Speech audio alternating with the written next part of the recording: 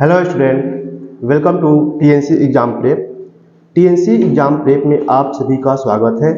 आज हम लोग यहाँ पे 2023 के 22 मई 2023 के शिफ्ट 1 के जीके के जितने भी क्वेश्चन है, जनरल टेस्ट के जितने भी क्वेश्चन है, उन सभी को हम लोग डिस्कस करेंगे। एक पेपर हम लोग ऑलरेडी डिस्कस कर चुके हैं और ये सेकेंड पेपर है जो कि शिफ्ट 1 में आया है 22 मई 2023 को। हम लोग जानेंगे कि जो क्वेश्चन आ रहे हैं उनका ट्रेंड कैसा है और किस तरीके के क्वेश्चन 2024 में आ सकते हैं और हम लोग आपके लिए क्या प्रयास कर सकते हैं बेहतर देने का। ओके, तो चलते हैं पेपर को एनालिसिस करते हैं और देखते हैं पहले क्वेश्चन की ओर बढ़ते हैं हम लोग। पहला क्वेश्चन दिया हुआ है, इसको मिलान करना है। मैच लिस्ट 1 विथ लिस्ट 2, सूची 1 को सूची 2 से सुमेलित करना है। पहला ऑप्शन दिया हुआ है बैटल ऑफ बक्सर और battle of Buxar, option B है battle of Samugarh, option C है battle of Plassey, option D है कलिंग वार। अब देखते हैं बैटल ऑफ बक्सर कब हुआ था। बैटल ऑफ बक्सर 1764 में हुआ था। बैटल ऑफ बक्सर 1764 में हुआ था। अब बैटल ऑफ बक्सर को अगर हम लोग सूची 2 से मिलाते हैं तो यहाँ पे ऑप्शन हम लोग जाएंगे joint force of Muslim and English forces. Joint force of Muslim and English forces मतलब कि ए का ऑप्शन क्या होगा, 4 होगा। बैटल ऑफ बक्सर मुस्लिम की सेनाएं, मुस्लिम सेनाएं और जो ब्रिटिशर्स थे उनकी सेनाओं के बीच में 1764 में हुआ था। और बैटल ऑफ बक्सर में ही अच्छी तरीके से ब्रिटिशर्स ने मतलब कि मुस्लिम शासक जो थे बंगाल के, उन सभी को हराया था। यहाँ पे मीर कासिम थे, शुजा-उद-दौला थे और मुगलों के भी थे, ठीक है ना, मुगलों की ओर से भी लड़ रहे थे शाह आलम सेकेंड। तो यहाँ पे 3 सेनाओं को संयुक्त रूप से बैटल ऑफ बक्सर में हराया गया था। ओके, 3 सेनाओं को संयुक्त रूप से बैटल ऑफ बक्सर में हराया गया था। नाम क्या है, मीर कासिम को, शुजा-उद-दौला जो कि अवध के नवाब थे और शाह आलम सेकेंड को। इन तीनों को हराया गया था बैटल ऑफ बक्सर में। ए का ऑप्शन, ए का मिलान 4 से होगा। अब battle of Samugarh, battle of Samugarh हुआ था 1658 में। 1658 में बैटल ऑफ सामूगढ़ हुआ था और ये हुआ था औरंगजेब के बीच और उनके इंपीरियल फोर्सेस के बीच, ठीक है ना। मतलब कि ये कह सकते हैं ये कहीं ना कहीं एक गृह युद्ध टाइप का था, मतलब भाइयों के बीच में कहीं ना कहीं एक युद्ध था, ठीक है। तो बी का मैच कराएंगे तो थर्ड होगा, बी का क्या होगा, थर्ड होगा option. Okay, option C battle of Plassey. Battle of Plassey हुआ था 1757 में। 1757 में बैटल ऑफ प्लासी हुआ था, ठीक है। बैटल ऑफ प्लासी में सिराजुद्दौला को मार दिया गया था, सिराजुद्दौला को मार दिया गया था और बंगाल की शासन व्यवस्था इनके हाथ आ गई थी, इंग्लिश फोर्सेस के बीच आ गई थी, मतलब कि इंग्लिश सत्ता के पास पावर चली गई थी, ठीक है। बैटल ऑफ प्लासी 1757 में हुआ था। कलिंग वार दिया हुआ है। ओके, कलिंग वार डी का क्या हो जाएगा, कलिंग वार किसके समय में होता है, Ashoka and the king of Kalinga, ठीक है, Ashoka and king of Kalinga, ठीक है। कलिंग उड़ीसा में पड़ता है, कलिंग कहाँ पड़ता है, उड़ीसा में पड़ता है। तो ये कलिंग वार उड़ीसा में हुआ था और अशोका और कलिंग के राजा के बीच में हुआ था। तो डी का क्या हो जाएगा, 1, ठीक है। आते हैं हम लोग मिलान कर लेते हैं ऑप्शन में क्या क्या होगा। बैटल ऑफ बक्सर, ए का क्या हो जाएगा, 4। ए का 4 हमें कहाँ कहाँ दिख रहा है, ऑप्शन 1 और 2 में दिख रहा है। बैटल ऑफ सामूगढ़ किसके बीच में हुआ था, औरंगजेब और इंपीरियल फोर्सेस, बी का क्या हो गया, 3, डी का 3, ठीक है। तो ए का 4, बी का 3 यहाँ दिख रहा है हमें। सी का क्या हो सकता है, बैटल ऑफ प्लासी, सिराजुद्दौला और इंग्लिश फोर्सेस, मतलब कि सी का क्या हो जाएगा, 1। तो सी का 2 हो जाएगा। तो सी का 2 कहाँ आ रहा है, ऑप्शन 2 में। इसका सही आंसर क्या है, 2। पहले का सही आंसर है 2। ओके, आगे बढ़ते हैं सेकेंड क्वेश्चन की ओर। सेकेंड क्वेश्चन हमारा है यहाँ पे, अलग अलग लिस्ट 1 लिस्ट 2 दिए हुए हैं, शहर दिया हुआ है और उनका निक नेम दिया हुआ है, शहर और उनका निक नेम दिया हुआ है, और हमें बताना है कि कौन सा इसमें से ऑप्शन सही होगा। ठीक है, दिए गए विकल्प में से उपयुक्त चुने। Silver city, lake city, steel city, blue city. ठीक है, ये 4 सिटी दिए हुए हैं और उनका क्या क्या नाम है ये बताना है। तो सिल्वर सिटी कटक को कहते हैं, किसे कहते हैं? कटक को सिल्वर सिटी कहते हैं। ए का 4, ए का क्या होगा? 4। ए का 4 अगर हम लोग ऑप्शन चूज करते हैं तो 3 और 4 में मिल रहा है ए का 4। ठीक है, 3 और 4 में जाते हैं हम लोग। इसके बाद हम लोग देखते हैं lake city. Lake city Udaipur को कहते हैं, लेक सिटी उदयपुर, मतलब कि बी का क्या हो गया? 1, बी का क्या हो गया? 1। स्टील सिटी किसे कहते हैं? जमशेदपुर को, स्टील सिटी जमशेदपुर को कहते हैं। सी का क्या हो गया? सी का क्या हो गया? 2। तो C2 कहाँ दिख रहा है हमें? ऑप्शन 3। तो ऑप्शन 3 हमें ब्लू सिटी नहीं भी पता हो फिर भी हम लोग ऑप्शन के पास आराम से पहुंच जाएंगे। ओके, अब चलते हैं आगे। ब्लू सिटी जोधपुर को कहते हैं। चलते हैं क्वेश्चन नंबर, तो इसका दूसरे का आंसर 3 है। ओके, चलते हैं हम लोग क्वेश्चन 3 में। क्वेश्चन 3 क्या कह रहा है? Which is not an example of epithelial tissue. कौन सा एपिथेलियल टिश्यू का एग्जाम्पल नहीं है? ठीक है ना, एपिथेलियल टिश्यू का एग्जाम्पल कौन सा नहीं है? तो देखो, अगर हम लोग कार्टिलेज को देखें, कार्टिलेज उपास्थि जो लिखा हुआ है, ये कनेक्टिव टिश्यू का पार्ट है। किसका पार्ट है? Connective tissue.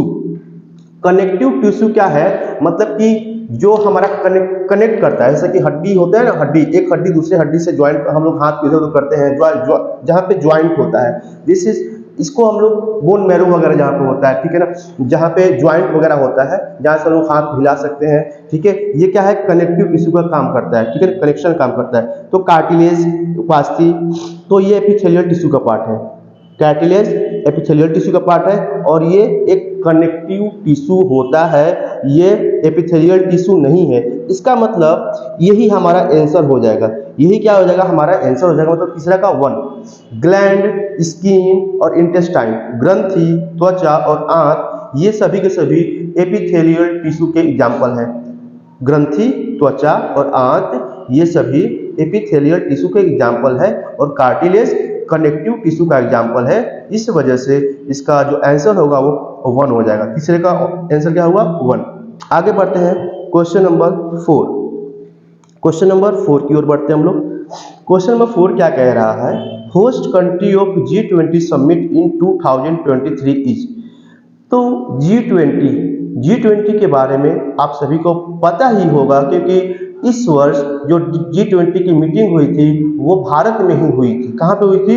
भारत में ही हुई थी और हर शहरों में हुई थी। अलग अलग शहरों में G20 की मीटिंग हुई है, इसलिए बच्चे भी इस क्वेश्चन का कहीं ना कहीं जवाब जानते होंगे। ठीक है ना। ओके, आगे हम लोग बढ़ते हैं। आगे देखते हैं ऑप्शन में क्या क्या लिखा हुआ है। Indonesia, India, Italy, Japan. तो ये ऑप्शन क्या होगा? सेकेंड। चौथे का ऑप्शन क्या है? सेकेंड। इंडिया में हुआ था G20 सम्मेलन। आइए जानते हैं थोड़ा सा G20 के बारे में।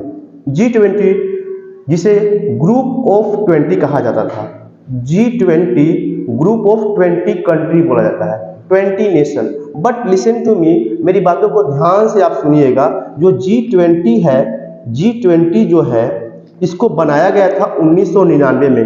कब बनाया गया है इसको? 1999 में बनाया गया था। ठीक है। नेक्स्ट अगर हम लोग बात करें इसमें G20 में 2023 से पहले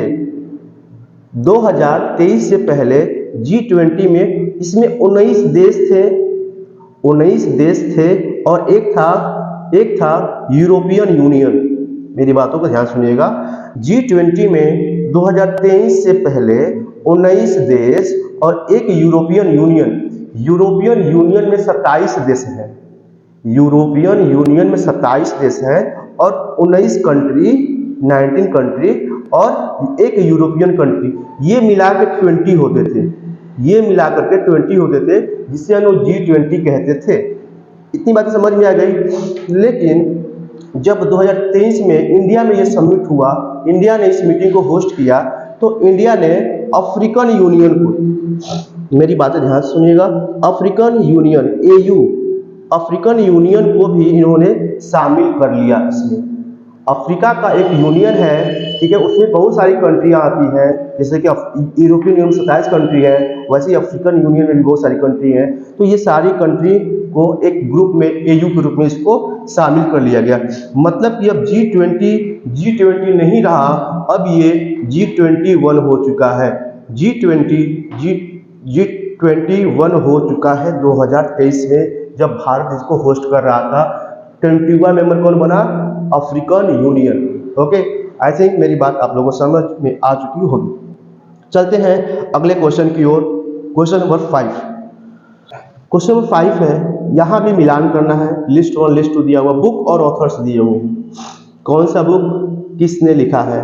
ठीक है, देखते हैं option number A, death of city. Death of city जो पुस्तक है वो किन्होंने लिखा है? तो ये है अमृता प्रीतम। अमृता प्रीतम ने डेथ ऑफ ए सिटी नाम की पुस्तक लिखी थी। अर्थशास्त्र पुस्तक कौटिल्य ने लिखा है, जिस चाणक्य भी कहते हैं हम लोग, ये सभी को पता है हुआ। तो B का 4, A का 3, B का 4। ठीक है, तो हमें यहाँ पे ऑप्शन देखें हम लोग, 2 में भी और 4 में भी सेम दिख रहा है। ओके, तो इन दोनों में से कोई एक हो सकता है। आगे बढ़ते हैं। Unhappy India. Unhappy India, unhappy India जो है कि अनहैप्पी इंडिया नामक पुस्तक किसने लिखा है? लाला लाजपत राय। ठीक है, लाला लाजपत राय इन्होंने लिखा है। ठीक है, Lala Lajpat Rai, unhappy India. India wins freedom. India wins freedom नामक पुस्तक किसने लिखा है? इंडिया विंस फ्रीडम नामक पुस्तक किसने लिखा है? तो ये है मौलाना अबुल कलाम आजाद। मौलाना अबुल कलाम आजाद, इन्होंने क्या लिखा है? India wins freedom. ठीक है, तो ये रहा ऑप्शन, मतलब कि ऑप्शन 2 इसका सही आंसर होगा। ऑप्शन 2 क्या होगा? सही आंसर होगा इसका। आगे बढ़ते हैं क्वेश्चन नंबर 6 की ओर। 6 कह रहा है, Jamshedpur is situated at the bank of river. Jamshedpur किस नदी के तट पर स्थित है, ये हमें बताना है। ओके, जमशेदपुर किस नदी के तट पर स्थित है, ये बताना है। तो ऑप्शन दिया हुआ है गोदावरी, दामोदर, सुवर्णरेखा, सोन। तो जो ये ऑप्शन जो सही होगा इसका, वो ऑप्शन 3 होगा। ऑप्शन 3 इसका सही आंसर है। सुवर्णरेखा नदी पर के किनारे ये बसा हुआ है जमशेदपुर। सुवर्णरेखा नदी, सुवर्णरेखा नदी, यहाँ पे कहीं ना कहीं स्वर्ण के छोटे छोटे कंकड़ मिलते हैं, स्वर्ण पाए जाते हैं इस नदी में, सोने मिलते हैं इस नदी में, इस वजह से इसका नाम सुवर्णरेखा पड़ा हुआ है। ठीक है, ओके, तो सुवर्णरेखा नदी, इसका 6वें का आंसर क्या होगा? 3। 6वें का आंसर क्या होगा? 3। ठीक है, आगे बढ़ते हैं हम लोग, देखते हैं थोड़ा सा गोदावरी। गोदावरी किस शहर के, कौन सा शहर इसके बगल में बसा हुआ है? तो राजमुंद्री नाम का शहर बसा हुआ है गोदावरी नदी के किनारे, और आंध्र प्रदेश। ठीक है, आंध्र प्रदेश में ये है सिटी। दुर्गापुर, ठीक है, दुर्गापुर जो है कि दामोदर नदी के किनारे है। ऑप्शन 2 देख सकते दामोदर, तो दुर्गापुर इसके बगल में ही है। तो चलते हैं क्वेश्चन नंबर 7 की ओर। क्वेश्चन नंबर 7 कह रहा है, who was the founder of Indian national Congress. भारतीय राष्ट्रीय कांग्रेस के संस्थापक कौन थे? ऑप्शन दिया हुआ है लाला लाजपत राय, पंडित जवाहरलाल नेहरू, ऑप्शन 3 है महात्मा गांधी, चौथा है एओ ह्यूम। देखो, जो इंडियन नेशनल कांग्रेस की स्थापना की गई थी वो 1885 में की गई थी, 1885 में की गई थी, मुंबई में की गई थी, महाराष्ट्र में की गई थी, महाराष्ट्र के मुंबई में की गई थी, है ना। संस्कृत कॉलेज था, ठीक है, वहीं पर इसका पहला प्रेसिडेंट, इसका हर साल जो इसकी प्रेसिडेंसी होती थी वहां पर हुआ था। ठीक है ना। अब देखो, अब बात है कि एओ ह्यूम ने इसकी स्थापना कराई थी। ठीक है, इंडियन नेशनल कांग्रेस के फाउंडर कौन थे? एओ ह्यूम इंडियन नेशनल कांग्रेस के फाउंडर थे। 1885 में इसकी स्थापना की गई थी। ठीक है, इंडियन नेशनल कांग्रेस के पहले कभी क्वेश्चन आता है कि बताओ कि आईएनसी के, इंडियन नेशनल कांग्रेस के पहले प्रेसिडेंट कौन थे, अध्यक्ष कौन थे? तो जो इसके पहले अध्यक्ष हैं वो है WC बनर्जी, उमेश चंद्र बनर्जी, जो है कि इसके पहले प्रेसिडेंट थे। ये भी बात आप लोग को याद रखनी है। चलते हैं क्वेश्चन नंबर 8 की ओर। क्वेश्चन नंबर 8 कह रहा है, who was the author of India the mother of democracy. Who was the author of India the mother of democracy. India के लेखक कौन थे लोकतंत्र की जननी। तो यहाँ पे ऑप्शन दिया हुआ है शशि थरूर, विक्रम सेठ, डॉक्टर बजरंग लाल गुप्ता और धर्मेंद्र प्रधान। तो जो इसका सही आंसर होगा वो होगा धर्मेंद्र प्रधान। धर्मेंद्र प्रधान ने द मदर ऑफ डेमोक्रेसी नामक पुस्तक लिखा है। ठीक है। अगर एक और भी पुस्तक है शशि थरूर की, काफी फेमस है, an era of democracy. An era of democracy नामक पुस्तक शशि थरूर ने लिखा है। अगर 8वें का आंसर क्या होगा तो ये होगा 4, धर्मेंद्र प्रधान इसका सही आंसर होगा, the mother of democracy. Question number 9। Question number 9 को चलते हम लोग। कह रहा है, out of given option find out the odd one that does not belong to the group. कह रहे कि इसमें से कौन सा ग्रुप को मिलान, स्क्वायर, सर्कल, रेक्टेंगल, ट्रेंगल। देखो सभी के सब इसमें स्क्वायर, रेक्टेंगल और ट्रेंगल है, सबके सब एक लाइन से बनते हैं, है ना। एक एक लाइन, इसमें रेक्टेंगल में 4 लाइन होते हैं, ट्रेंगल में 3 है, स्क्वायर में भी 4 है, सर्कल में क्या होता है, गोला होता है। तो ये सबसे अलग है, तो सर्कल इसका आंसर होगा। मतलब कि 9वें का ऑप्शन क्या होगा, 2। 9वें का ऑप्शन क्या होगा, 2। ठीक है, सर्कल। क्वेश्चन नंबर 10 पे चलते हैं हम लोग। क्वेश्चन नंबर 10 क्या कह रहा है देखते हैं हम लोग। क्वेश्चन नंबर 10 कह रहा है, Bharatpur bird sanctuary located in Rajasthan also known as. जो भरतपुर बर्ड सेंचुरी है ना, वो राजस्थान में है। ठीक है, इस बात का याद रखना है, भरतपुर बर्ड सेंचुरी राजस्थान में है। इसको किस और नाम से जाना जाता है। ऑप्शन देखते हैं। ऑप्शन में लिखा हुआ है काकादेव, केवलादेव, जल्दापारा, कान्हा। ये 4 ऑप्शन दिए हुए हैं, तो इसमें से कौन सा ऑप्शन सही होगा। तो जो इसका सही आंसर होगा वो होगा केवलादेव नेशनल पार्क, केवलादेव राष्ट्रीय उद्यान। 10वें का सही आंसर है 2। 10वें का आंसर क्या होगा, 2 होगा। ठीक है। अब हम लोग बात करते हैं कि जल्दापाड़ा नेशनल पार्क कहाँ है। ऑप्शन नंबर 3 की बात करते हैं कि जल्दापाड़ा नेशनल पार्क कहाँ पे है। तो जल्दापाड़ा कहाँ पे है, वेस्ट बंगाल में है। जल्दापाड़ा कहाँ पे है, वेस्ट बंगाल में है। कान्हा नेशनल पार्क, ऑप्शन 4 देखो, कान्हा नेशनल पार्क कहाँ पे है, तो ये मध्य प्रदेश में है। कान्हा नेशनल पार्क कहाँ पे है, मध्य प्रदेश में है। ओके, आगे बढ़ते हैं अगले क्वेश्चन की ओर। Question number 11। क्वेश्चन 11 कह रहा है, लिस्ट 1 लिस्ट 2, सूची 1 सूची 2 को मिलान करना है।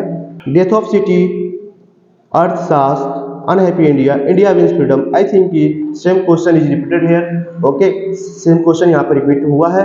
ओके, तो इसका आंसर हमने ऑलरेडी बता दिया है, तो आप लोग इसको मिलान कर लिए होंगे। ओके, आगे बढ़ते हैं। Nearest planet to the earth, question number 12 देखते हैं हम लोग। Nearest planet to the earth, कौन सा प्लैनेट नियरेस्ट है, कौन सा प्लैनेट नियरेस्ट है ये देखना है। और किससे, अर्थ से, पृथ्वी से कौन नजदीक है।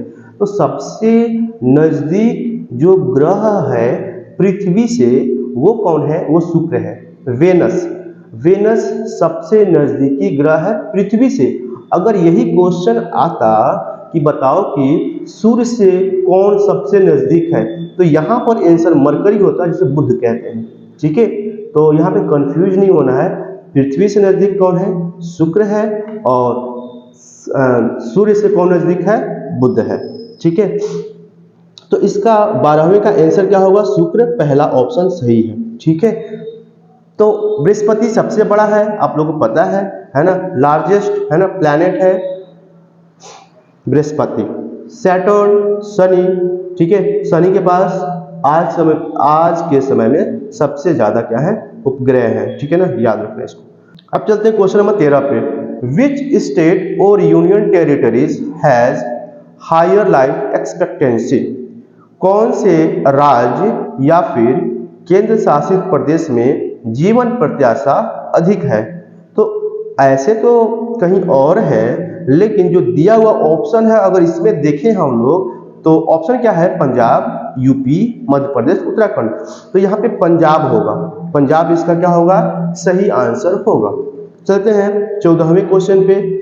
Arrange the following revolutionary organisation in chronological order. Chronological order में ये सभी क्रांतिकारी लोग हैं। क्रांतिकारी संगठनों को क्या करना है, कालानुक्रम में लगाना है। कौन सा क्रांतिकारी संगठन पहले बना था और कौन बाद में बना था, इसके हिसाब से हमें लगाना है। ठीक है, क्रोनोलॉजी में लगाना है। तो बात करते हैं पहला ऑप्शन। पहला ऑप्शन लिखा है Hindustan socialist Republican association, Hindustan socialist Republican association. ठीक है, तो अगर एच.एस. आर्य की बात करें, ठीक है, तो ये 1928 में बना था। कब बना था? 1928 में बना था। कौन? एच.एस. आर्य। ठीक है, और इसको भगत सिंह के प्रयास से ये बना था। ठीक है, याद रखना है, एच.एस. आर्य 1928 में बना है। सेकेंड क्वेश्चन है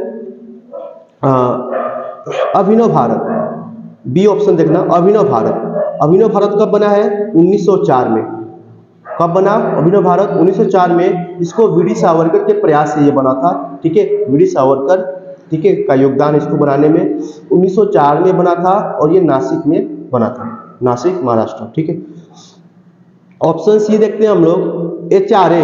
हिंदुस्तान रिपब्लिकन एसोसिएशन। ठीक है, या तो एच.आर.ए. जो बना है वो 1924 में बना था और वो कानपुर में बना था। हिंदुस्तान रिपब्लिकन एसोसिएशन 1924 में कानपुर में बना था। ठीक है, बहुत सारे लोगों ने मिलकर के एच.आर.ए. को बनाया था। एक रिवोल्यूशनरी ऑर्गेनाइजेशन थी, क्रांतिकारी संगठन थी ये।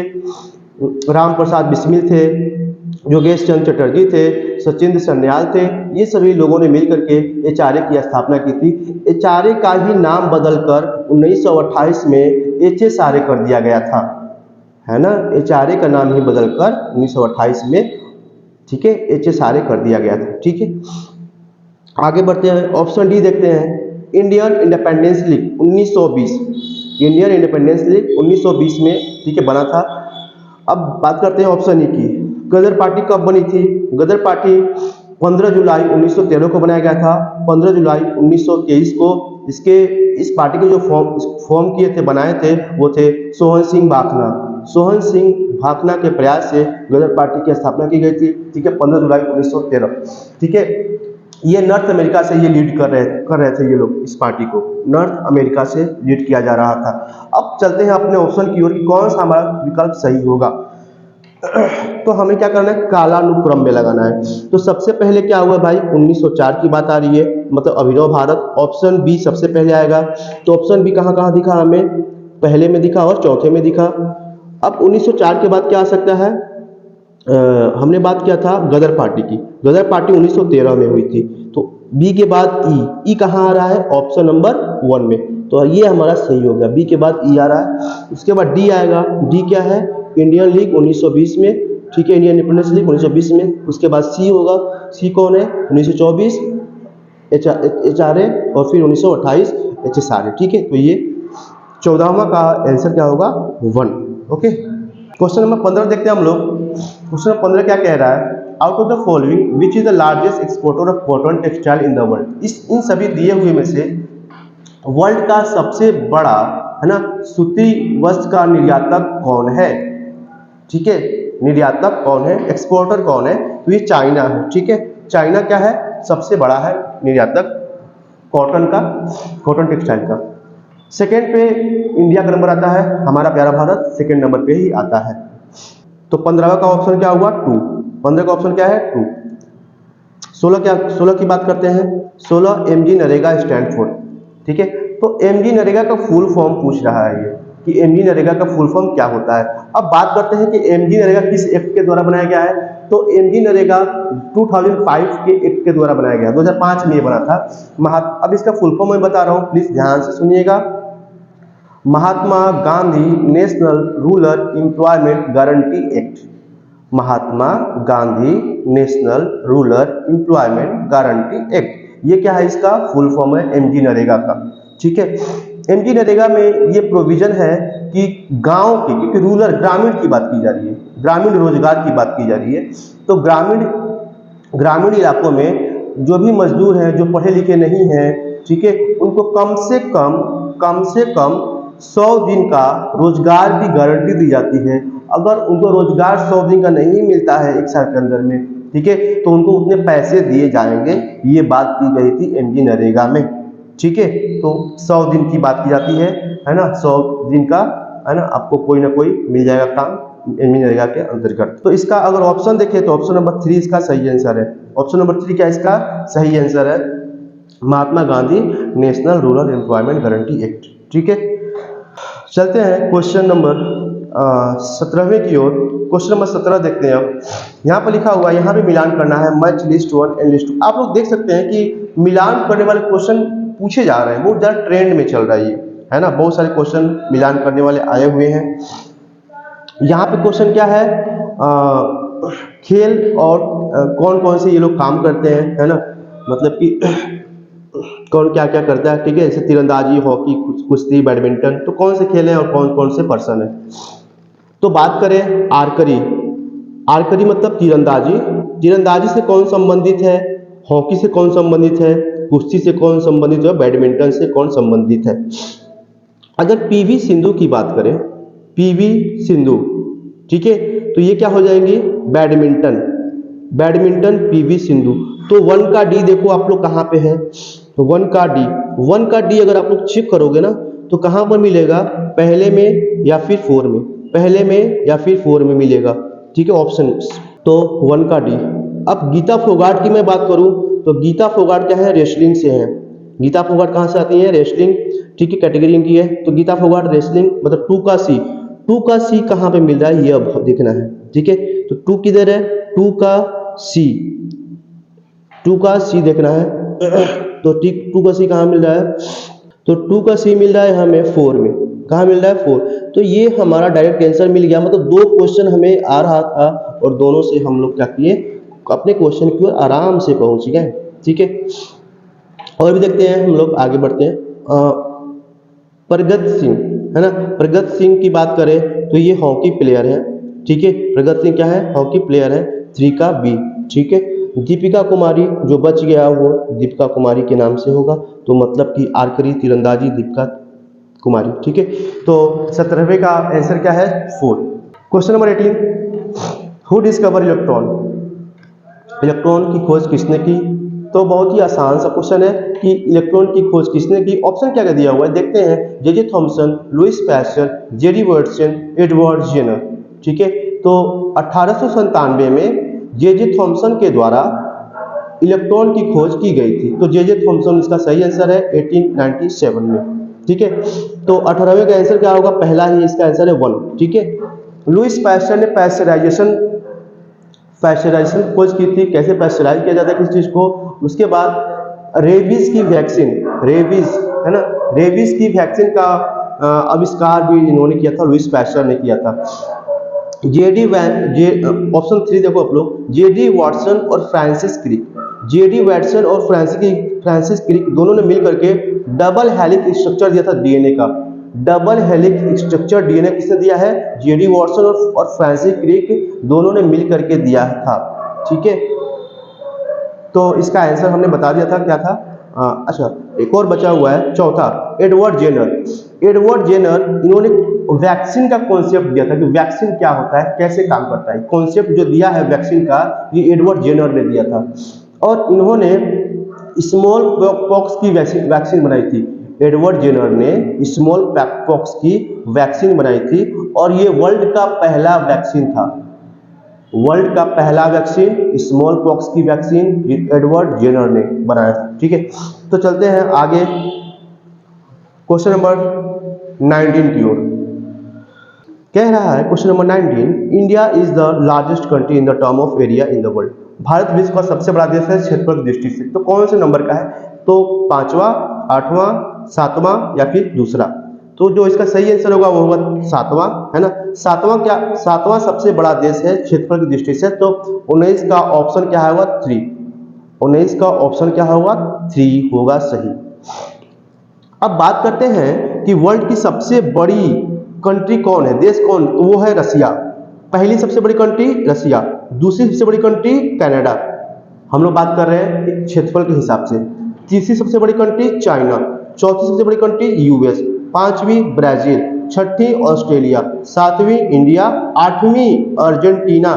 मैंने 8वीं ही भी बता दिया ताकि हो सकता है कभी 8वीं पूछ ले कि इंडिया के बाद किसका नंबर आता है, तो है अर्जेंटीना, ठीक है। तो ये 8 कंट्री है। क्वेश्चन 20 कह रहा है boric acid is use as an. Boric acid का हम लोग यूज करते हैं किस चीजों के लिए। तो ऑप्शन दिया हुआ है एंटीपायरेटिक, एनालर्जिक और एंटीसेप्टिक या फिर कैटेलिक एजेंट। इसका जो सही आंसर होगा वो होगा एंटीसेप्टिक। बोरिक एसिड का हम यूज करते हैं एंटीसेप्टिक के लिए और प्रिजर्वेटिव के लिए भी यूज होता है। एक्स्ट्रा ये जान लो आप लोग, एंटीसेप्टिक के लिए जो यूज होता है, प्लस इसको प्रिजर्वेटिव किसी चीज को बचाने वगैरह संरक्षण करके रखने के लिए होता है। ठीक है, प्रिजर्वेटिव के रूप में भी यूज होता है ये। Question number 21, heavy water D2O have molecular mass of, जो हैवी वाटर है, जो भारी जल है, उसका मोलिकुलर मास द्रव्यमान कितना होता है ये बता रहा है। देखो अगर H2O की बात करें, H2O, तो H2O में कितने होते हैं? H2O में एक प्रोटॉन होता है और न्यूट्रॉन जीरो होते हैं। हाइड्रोजन में एक प्रोटॉन होता है और न्यूट्रॉन संख्या क्या होती है? जीरो होती है। ठीक है, लेकिन अगर हम लोग डी की बात करें, ड्यूट्रॉन की बात करें, ड्यूट्रॉन, डी मतलब क्या है? ड्यूट्रॉन, D2O है ना, ड्यूट्रॉन। तो डी में क्या होता है? इसमें एक प्रोटॉन होता है और एक क्या होता है? न्यूट्रॉन होता है। और आप लोग को पता है कि प्रोटॉन की संख्या प्लस न्यूट्रॉन की संख्या बराबर क्या होता है? मोलिकुलर मास निकाल लेते हैं हम लोग। ठीक है, किसी भी मोलिक्यूल का मास निकालते हैं या फिर उस जो भी एलिमेंट है उसका मास निकाल लेते हैं, उस एलिमेंट का मास कितना होगा। ठीक है ना, तो प्रोटॉन और न्यूट्रॉन की संख्या को जोड़ देते हैं। तो यहाँ पर अगर हम लोग डी जो ड्यूट्रॉन है उसकी संख्या को जोड़ते हैं तो यहाँ पे 2 आ रहा है, मतलब इसका मास कितना आया? 2 आया। तो यहाँ पे लिखा है D2O, तो यहाँ पे 2 और 2 हो गया इसका मास। ठीक है, डी का, और यहाँ पे 2 मोलिक्यूल है डी के, मतलब ड्यूट्रॉन के, तो 2 × 2 करेंगे 4 हो गया, प्लस ऑक्सीजन का मास कितना होता है? 16, 16 4 कितना होगा? 20। तो यहाँ पे आंसर कितना होगा? 20। तो ऑप्शन नंबर ए इसका सही आंसर होगा। ऑप्शन ए क्या होगा? सही होगा। ठीक है, H2O कितना आता है? तो ये हो गया 2 और प्लस 16 18। ठीक है, H2O कितना होता है? 18। लेकिन ड्यूट्रॉन कितना होता है? D2O कितना होता है? 20। ठीक है, भारी जल का कितना होता है? 20। तो ये याद रखना है। ये था हमारा आज का डिस्कशन। कैसा लगा आप लोग रिव्यू जरूर दीजिएगा और थैंक्स फॉर लिसनिंग। जय हिंद।